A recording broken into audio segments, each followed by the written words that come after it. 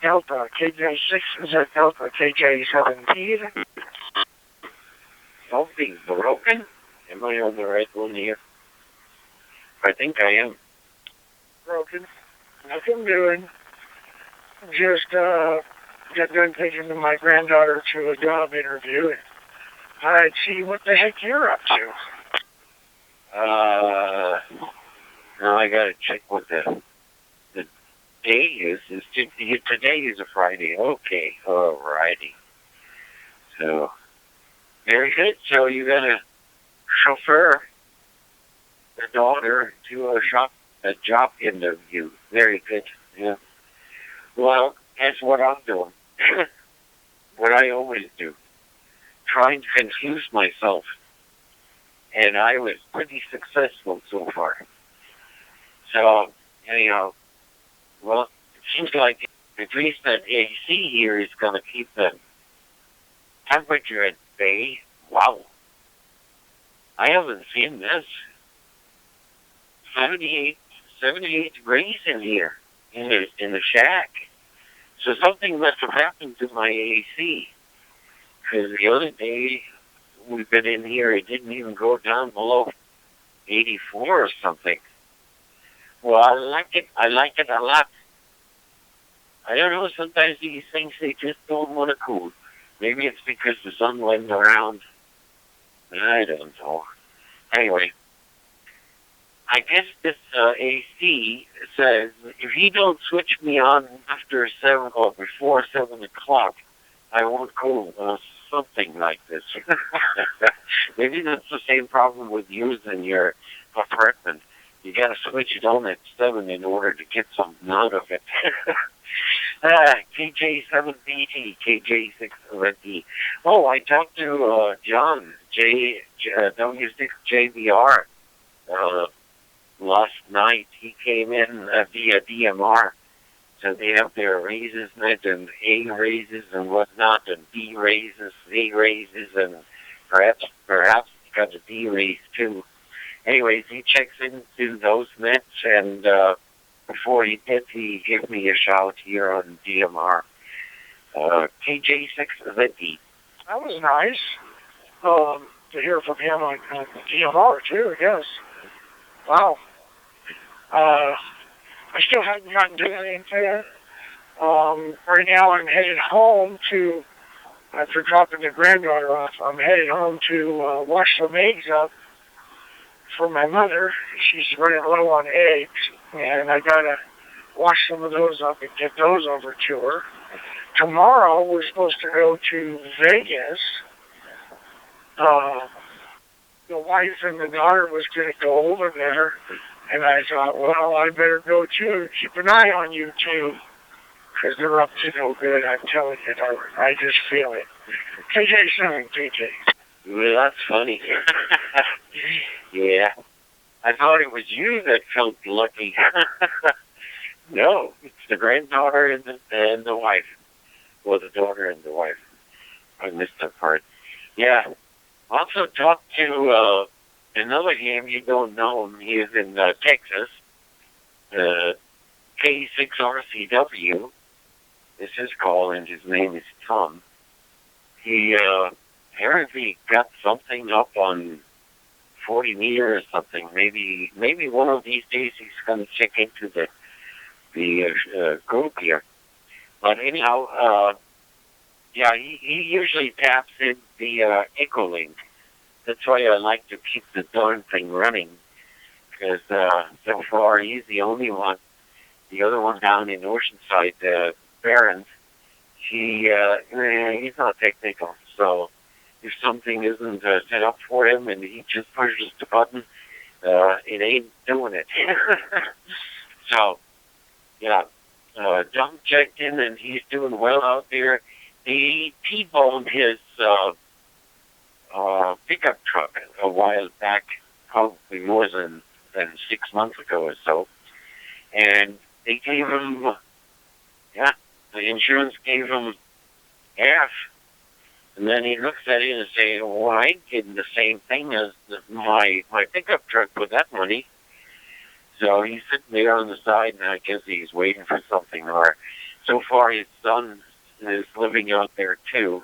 So his son is going to pick him up, and they've been at was it Costco or something, shoplifting, and he said they were up to 180 some bucks. He's a single person. Anyway, KJ7PT, KJ6 Veti, go ahead. The guy that told was struck. So he's got to go get another one, and his son is going to pick him up to do that? Is that what I'm to understand? I think I got that straight. Back this thing up after checking the mail. I didn't move it forward enough. Anyway, well, that's good. Hopefully, they probably didn't give him enough money. They never do. They give you a part of the money, try to replace what you had. And that never works because you gotta add to it. So, yeah. Well, good. I'm glad you're here, everybody. I've got to get that antenna. I'm going to try to get it higher and see if that works. Couldn't hurt. Then next one I'm going to do is string it across the yard the other way, away from the roof, and see if that works. Changing where the balance is. Yeah, still more experimenting until I get it just right. It takes a while. KG7, PG. Yeah, everything is one thing, it's another. Now, yeah, you're right. His son is temporarily playing the chauffeur. So he didn't get enough money. They gave him only half of what the damn thing was worth, or to buy himself another one equivalent or similar to it. So he didn't quite get there. Yeah, he's also retired, and he used to live in Oceanside. His wife, he divorced him or something, or whatever they did. So he moved over into Texas to his son over there. So I think the son came out of the first marriage. Anyhow, that's the story. And so far, his son is just going to come over when he has got something urgently to do. So he calls him up, and he's coming, giving them a lift to do his things here. And I don't know what he's going to do with the pickup there. Because they gave him just about enough money for clunkers or something like that. Anyhow, yes. Yeah, I'm fiddling around here with a CW Morse code generator. I want to do it the easy and the open way, so I'm working around here. I got some data into the EEPROM, so all it has to do is read the ASCII character, in other words, a K, a E, A, whatever, and make itself out the EEPROM. And the EEPROM is the data that says how long it is and how many bits and dots there is. So that's as far as I got. Now it's just going to have to do a bit-by-bit check on what's coming off the EEPROM and say, okay, the 3 first bits are the length, and then whatever comes after is the digitas, you know. So that's where I'm at. It's a completely new CW code algorithm, so it's taking time. That's all I can say. But once that is running, I can send or do these interrupts and say, okay, the PO code changed, and it interrupts everything this thing is doing. Then I can tell them, okay, if that is the case, that audio path open. Because right now I can't get in it. When this thing is doing its digitas and so on, I say, open the damn path. It says, nah, I can't do it. I'm busy. So that's just the story in Excel. KJ7PT, KJ7NVD, here it beeps. are glutton for punishment, Norbert, I'm telling you. Because, like you said, it says, oh, I need to do it. And you're going to go, well, we're going to find out, well, how do I talk to you to make you do it? Because it needs to be done that way. Oh, man, I don't envy you. That's for sure. I get into that doggone computer and it starts throwing the whammies at me, and I'm talking to it seriously. Oh, shoot. I've gotten a little better, but, I used to do that stuff a lot. And I walked away from them doggone things. I just thought, man, give me a piece of paper and a pencil or a pen, and I'd be done with this before that computer could make up its mind. Oh, shit. I used to say the same thing about typewriters. I guess they do have their place, but, I just don't care for them. But they're making everything, all the radios and everything. Well, we got to use those, and you're into the software of that and the EEPROMs and all that. And, oh my goodness, that's see, you're older than me, and I'm just older school. Anyway, turn back over to you, over at KJ7PT. Yeah, but we're going to have to move into the 21st century. We're going to have to do it. Well, I told you, my first computer back in the 70s, early 70s, was one of them. I think they called it a TRX-1 or something like this. It was a little box with a dainty 1 megahertz CPU in it and 1 kilobyte of RAM. That's what I started to hack around. Wrote a little program. It was just CGI graphics on it. But my kids, they loved it. It was kind of like a Pac-Man. And they played around with it like crazy to my ex didn't like it. Hey, you're poisoning the kids. Better poisoning. And my younger one, she says, Dad, if I would have listened to you, I would have done something in the computer technology. But nah, she went the old style. I guess that was the influence for my ex. And she's pretty persistent. I mean, she got an associate's, a bachelor's, and then her master's she got in San Diego at the UCSD. But the other two she got at this college where she went to, and this is the place where she is still working. And she's going to go and retire from there. So one person in the United States that got one job and stuck with it until it was over. How about that? Go ahead. Well, that's what me and the granddaughter was just talking about. Her just needing a job to afford insurance to drive the car we bought for her, so she can afford the insurance and gas. And they all want to grow up really quick. And then they get there and they go, oh, I'm not too sure about this. I have to work? Oh, my goodness. So I told her, you probably should take college courses like your mom did and get into something where you can make really good money and you be all the smarts. My grandson is really smart, and going to special schools. He's so far ahead of the other, classes and grades. So he has to go to a special school. That's good. So I don't have any fear of him losing out, but she's going to be a different story, boy, let me tell you. She's older.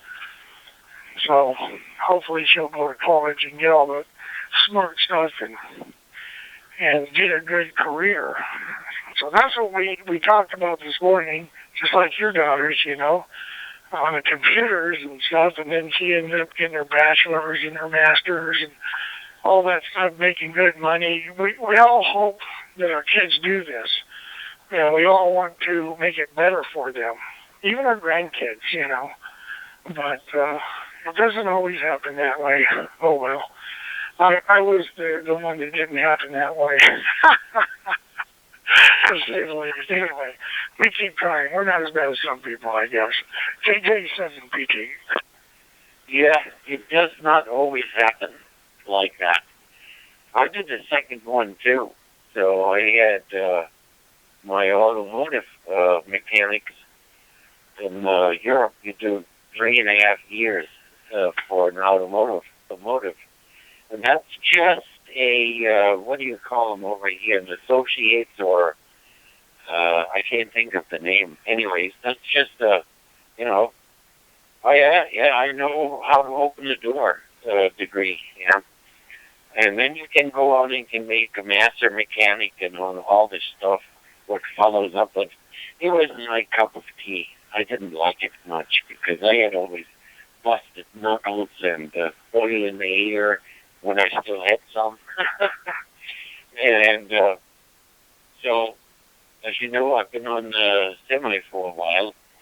And after that, because of my vertigo, it dawned on me. I said, what the heck am I going to do if I'm going to get one of those episodes while I'm right there in the middle of the freeway? And I said, no, that doesn't work this way. I do not want to kill anybody with that. It's not me, what the heck? So that's it. But you're going to take most likely somebody with you, and that was my problem.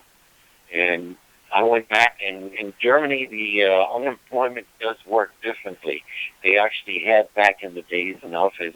You could walk in and told them the story and so on. And they said, yeah, go and take a math test. And if you're going to pass the math test, we're going to sign you up with another 2-year second education there in the college. And 2 years later, I got my bachelor's degree for this electronic stuff there.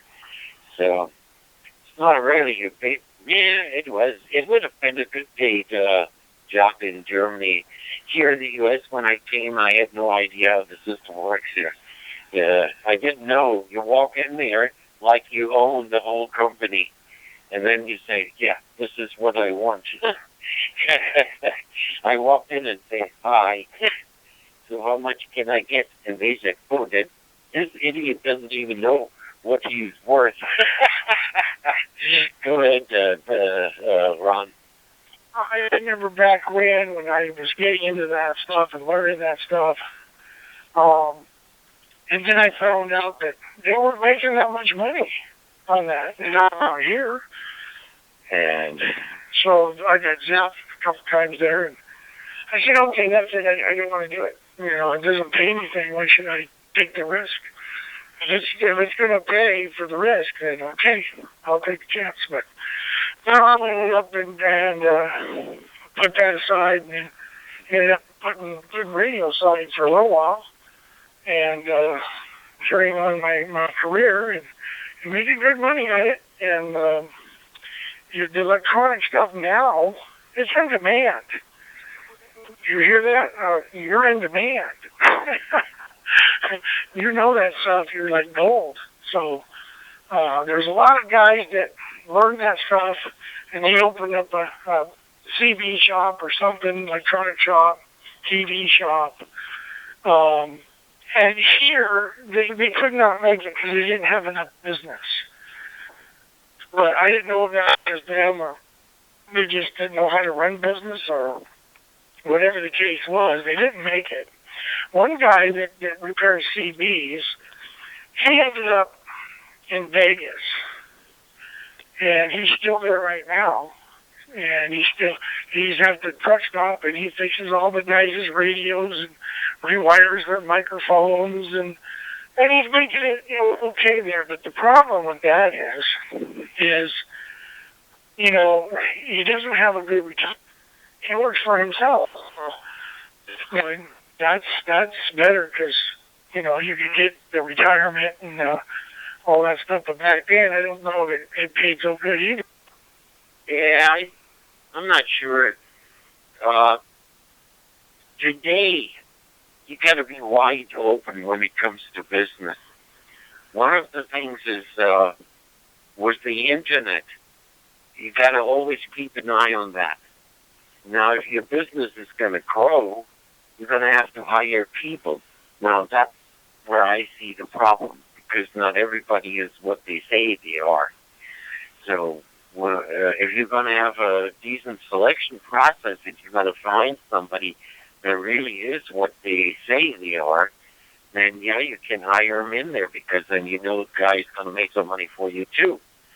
And yeah, that's day, because the internet, you spread your word around. Yeah. Downside is when you had a local business, the word of mouth was a heck of a lot better than your advertisement campaigns that you now have to run in order to drag business in. So it's all not that simple and easy. I mean, I told you I had a gas station there in Germany, in a higher society area, and I ran the down and thing for about a couple of years or so, and people came to my station because they were kind of satisfied what I did with their stuff, and I had some little bitty of maintenance service and so on going on. So yeah, they came basically. I ran maybe once or twice an ad in the newspaper. Yeah, of course, suddenly I had a lot more business for maybe a couple of 3 days or so.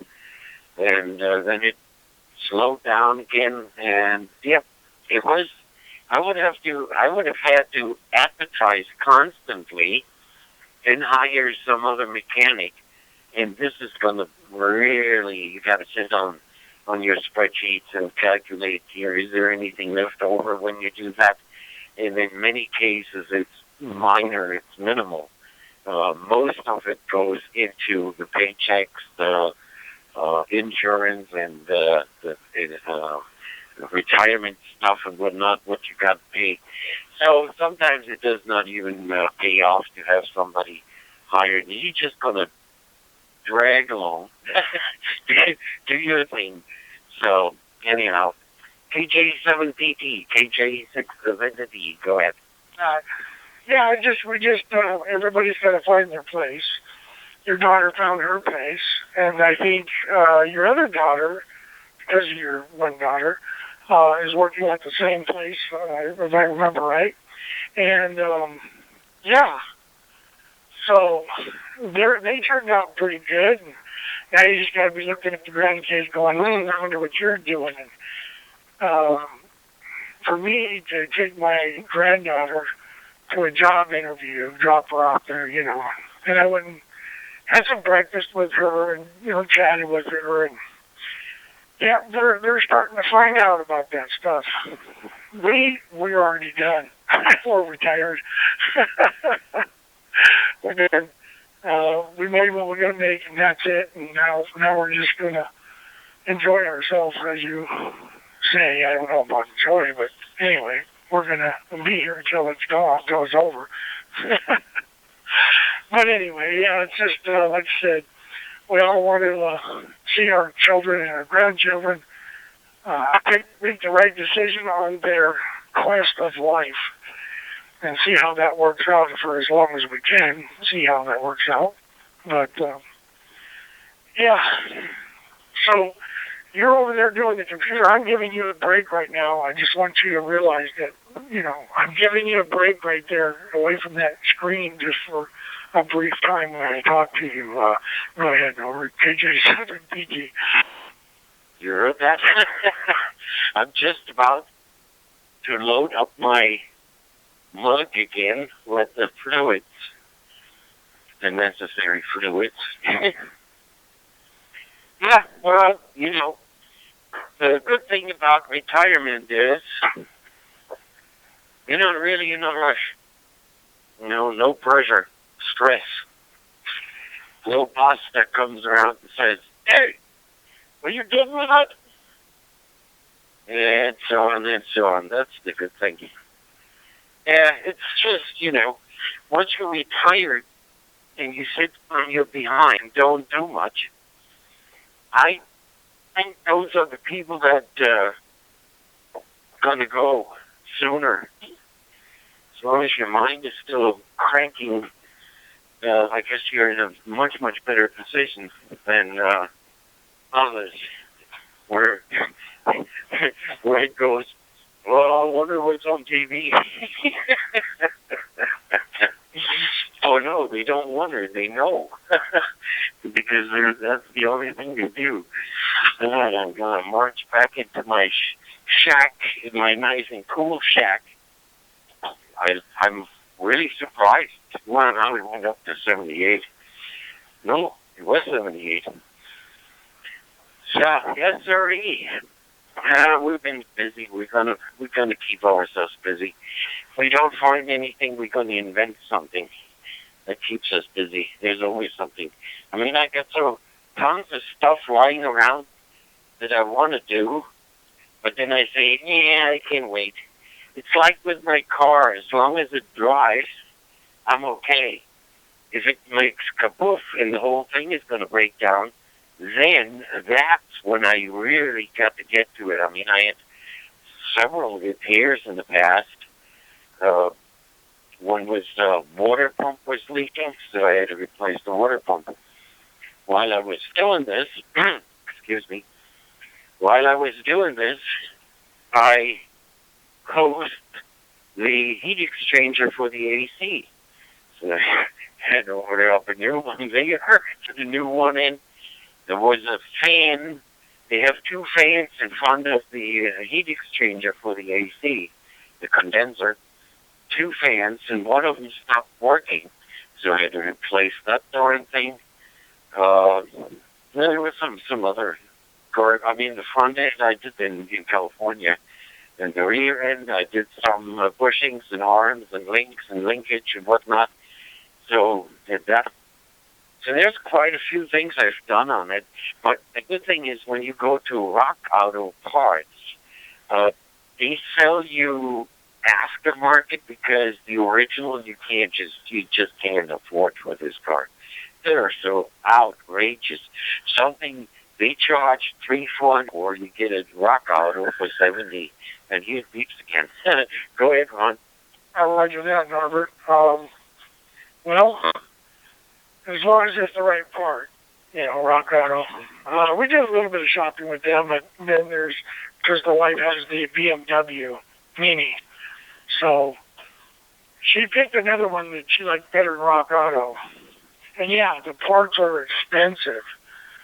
So we still have to go to the place up on Stalker Hill, fix the tire, and see if they'll do that, because that would be wonderful. If they would do that, it would solve a lot of problems. And then you'd be ready to go. But I guess you don't have to go. I was taking it, I thought it was this year, but I guess it's next year. I'm not clear on that. KJ7, PT. Yeah, well, the passport, yeah, I would like to have it done sometime this year. The other stuff is going to be toward the end of, the license is going to be in January, which is not a big deal because everything is current, what I've got. So then where was it, 11th, that's November. So before November, I'm going to have to make an appointment with the guys in Las Vegas. And to do that one, I'm going to have to do the other thing in Los Angeles first. So that's, I guess Los Angeles is probably going to drag about 2 months. So I guess if I'm going to do this toward the end of the year, start, so I get the new one in the new year, and then I can go and make the other thing there. So it's not been enough time in there, actually.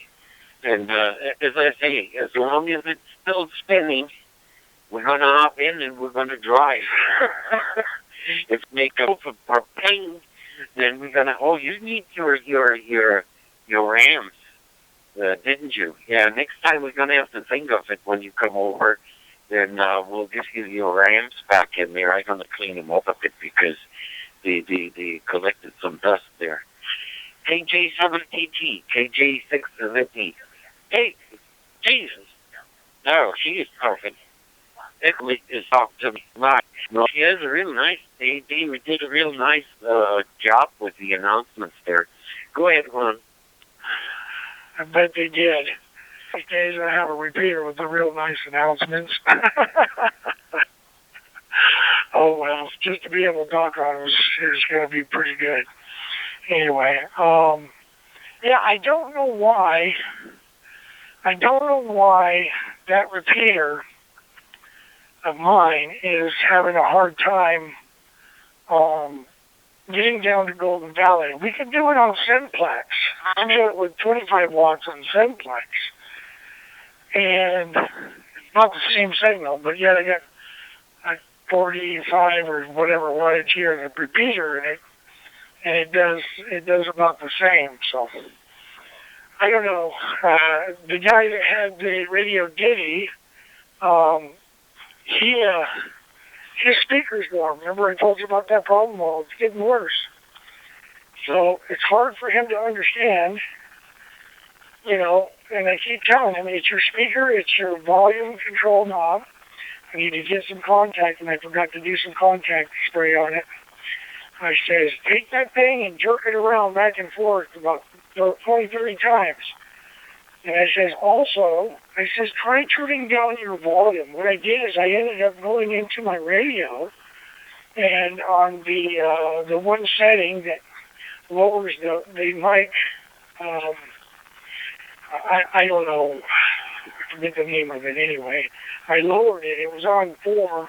Normal was 4, and I lowered it to 2. And he said, "Oh, you sound better. You're not breaking up. I can hear you." I said, "Well, it's not that I'm breaking up. It's just your radio. Your radio is the speaker's going bad, or that pod is really dirty." So. Yeah. Lost the PTT or something. Go ahead. But anyway, yeah, so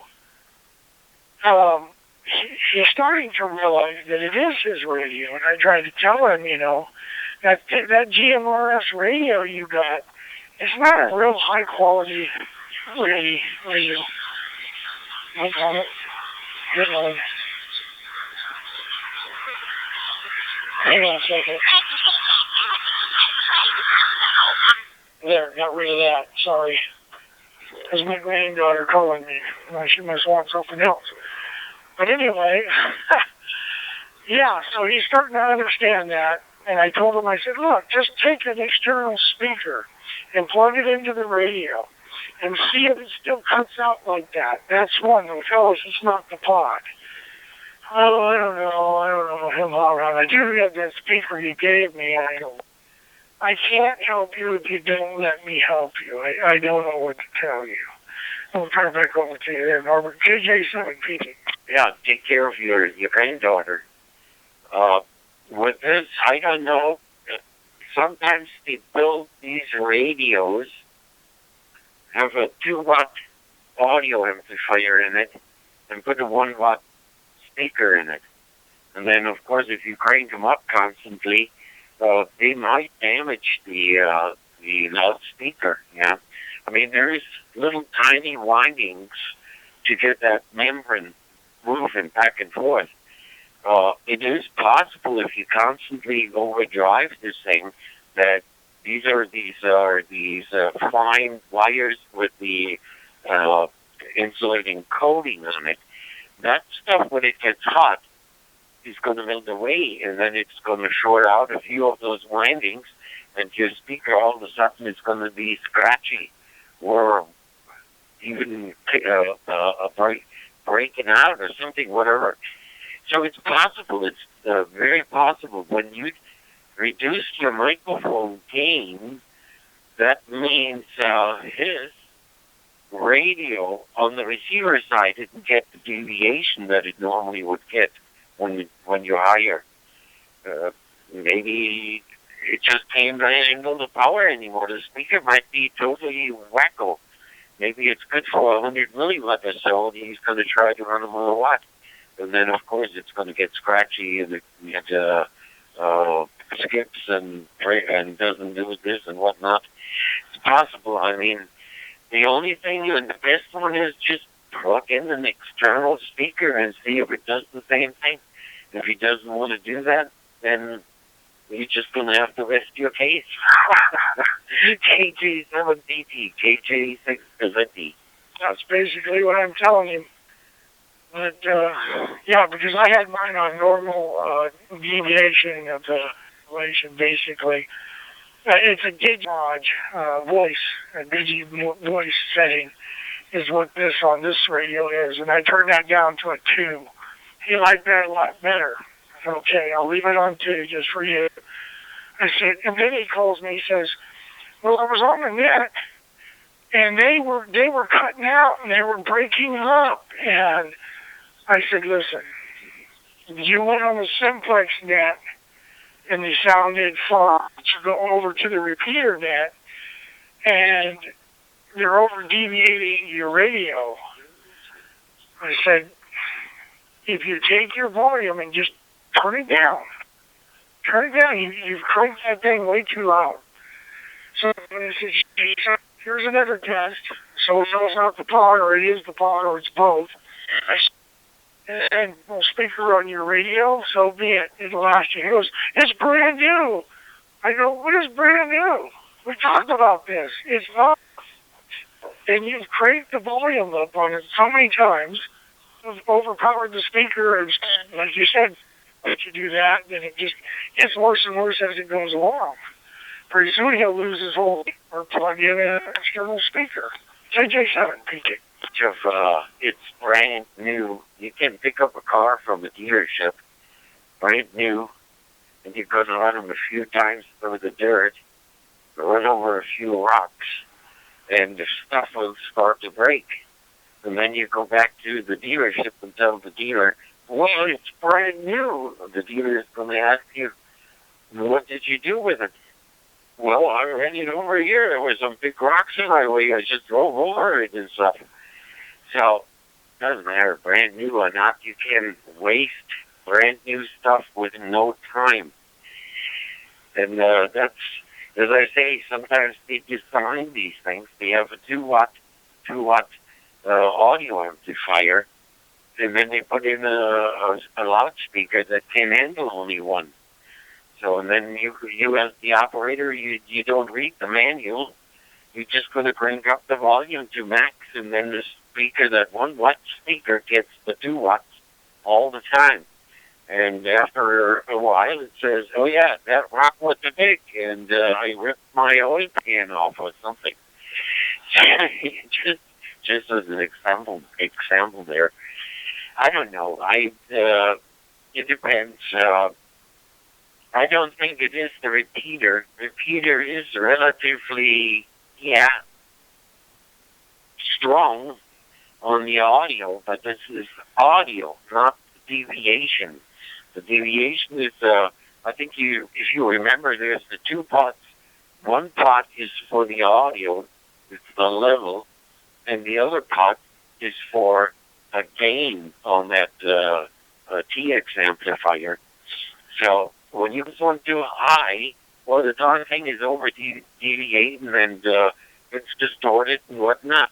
So we set this so it sounds strong, but it doesn't start to distort. So if it distorts on this end, well, then there's little we can do from the repeater side. We can't crank it down so it sounds like a Mickey Mouse here. we want something coming out of it. Well, what can we do? KJ7PT, KJ6. Did you take care of your granddaughter? Is she coming back? I looked at my phone. If I do, if she left a message, fine, you know. I had a friend over, and she wanted to get back to the house to her friend. And, yeah. I'll see what she wants, but it's not important that I get back to her right away. So, anyway, tomorrow, I'm going to Vegas, like I said. So I won't be. And that's your weekend. That's your weekend in peace. I give you the peace of the weekend without me. Because that's to say something I bug you all the time. Anyway, yeah, what the heck? I figure, we're both retired. What the heck you gonna do? Keep each other company on the radio or in person. Fiddle with this, fiddle with that. Hey, it's all good. KJ7, PJ. Gonna put the components on that other repeater controller. Yeah, get that one going. Yeah, I ordered bought some tantalum polarized, like used to be a regular polarized capacitor, electrolytic or something, but they don't have an electrolytic structure. They're made with tantalum as the dielectric in there. Supposedly, they have a very low ESR, which is the internal resistance of a capacitor. There's always a resistance in it, and that one is supposedly very low. So I use those on. What it does is, the repeater controller already sounds pretty good the way it is, but if you use these caps, it might sound even a little better. But we find out because that one is going to have it. And there's also roughly 1 million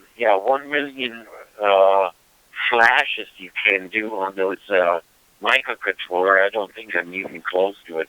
Maybe I got a couple of thousand on it. But once you get up to 1 million, they can't retain the data anymore. In other words, then they're gone after 1 million or around 1 million, probably more than that. But so it's always nice to have two. Use one where you constantly reflash your stuff in because you're doing all the testing and shit. Excuse my language. And it's nice to have another one because once you've got the software running the way it's supposed to be, then you're just going to use the other port and flash it once. Kajinga, boom, done. So that's the reasoning. And then after that, I'm going to build another one. So there is one in the backup bin. Yes, very good. Well, then all I can say is have fun over there. If you got your lucky streak, you might even go back home with a few more bucks in your pocket than you had when you went there. KJ7PT, KJ6ZE, go ahead. I was thinking there, Norbert, the wife's going to go with the daughter and they're going to be flirty around there, and I'll go to the casino and let them flirt with me there, and then they're going to have a good time, and I'm going to have a good time, and then we can go have some lunch or whatever, and have a good day. The winning is a big plus. I went back and I didn't lose a lot, but I lost very little, trying to get a little bit more, and I gained it back.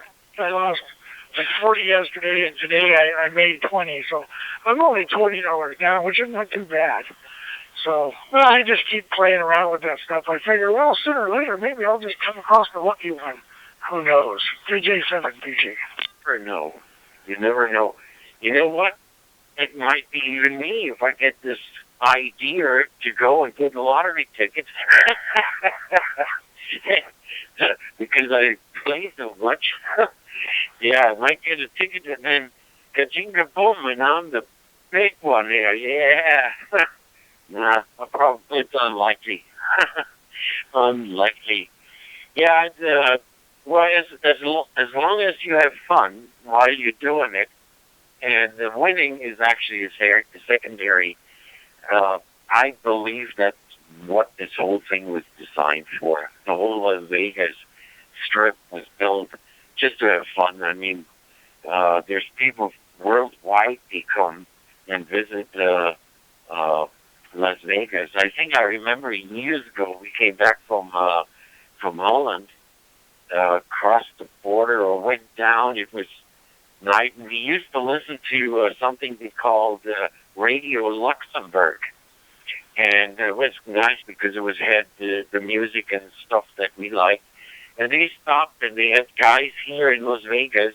It was midnight in Las Vegas, and they came back and told them, it said, it's still 40 degrees Celsius. In other words, 110 or something at midnight. We looked at each other and said, what? Yes, certainly. How we're living right next to it. Go ahead, Ron. Live right next to it. Jeez, that's like, wow, that's like from Havasu to here. That's right next to it. That kind of space there, like 45 minutes away. Havasu being 126 and Kingman being 100. That's quite a bit of difference. But, yeah. No, you can have that stuff. All this hot stuff you can have. I can't wait till it cools off, Norbert. We'll get some stuff done. Right now we're saying, well, it can wait because I already missed the morning envelope. And, yeah, it's not happening. I'm not going out there when the wind is blowing and it's this temperature and it feels like a furnace blowing on you. Your face gets chapped. No. That wire I got up there, it's going to wait until I get a morning. It may be tomorrow. I don't know. I got to try to make it for Tuesday's meetup time so I can try out what I've done to it, whatever I do to it, to see if it's gotten any better. Of course, you'll let me know on that one because you're close and we know what kind of signal we should get and give to each other, as well as checking in Oceanside and up there by Fresno and wherever they're at. There's another group on 7162 that I've been talking with. At least, as soon as I changed my way, I was down. I changed it out because it kind of got worse. But anyway, yeah, we'll just keep on keeping on. We get it. If not, there's always tomorrow. Now, tomorrow is Las Vegas. And there is always a day after tomorrow. Well, since you mentioned it, I noticed one thing. Your coax is going up, and it is attached to one of those beams. That one I wouldn't do. I would take the coax down and run them on the ground to wherever it goes to. The coax can, or probably is, part of the antenna, the other part. When it gets like some RF into the shack, then you may have to put some choke on it. You can find one with a single 240-31. They work perfectly for this bit. It's just a few turns of RG58 into that core, and then some put them right next to the unknown, and some of them say no, do it just where it enters into the shack. But I've seen it is high up, so I don't know if this is going to have any effect or not. But all the antenna builders say, well, my coaxes are roughly 60 feet from the unknown, and it is buried. It's a direct burial coax cable there from LMO 400. So it's running, a couple of inches or something underneath. So that's the way I run my feet line. And then it goes up and runs into that lightning arrestor mounted on the ground rock. And from there it goes straight into the shack. I haven't felt anything in here, so I think I'm power-free in it. Well, there's another way to test it. If you have common mode problems, you can undo your coax connector and pull it back so it is just connected to the center conductor. And if you have noise or the noise is dramatically dropping, then you can say, yeah, I got some common mode noise coming in on the shield. So whenever you put the connector in and put the shell over it and screw it all down and your noise is going to increase, you know you have something floating around on your coax. And he had that much to confuse you today.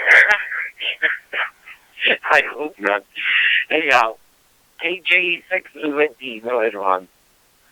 Well, so far I don't need anything from you, if you're talking. KJ6 So it's over. You got to get back to work on that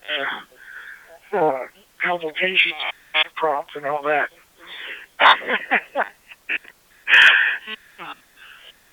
I'll give you a holler and see what you're up to then.